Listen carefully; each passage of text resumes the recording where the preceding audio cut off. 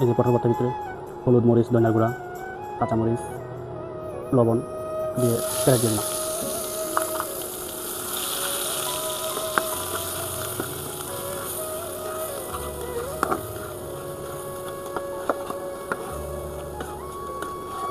সামান্য আদা বাটা ও রসুন বাটা অ্যাড করলাম।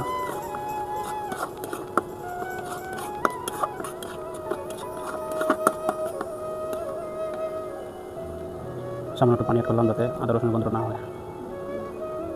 ভিডিওটা বড় হয়ে যাবে তাই আগে ভিডিওর সাথে অ্যাড করতে পারলাম না।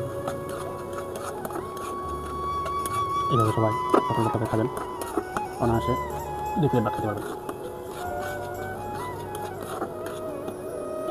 এই যে বন্ধুরা, আমার পটল ভর্তা হয়ে গেছে।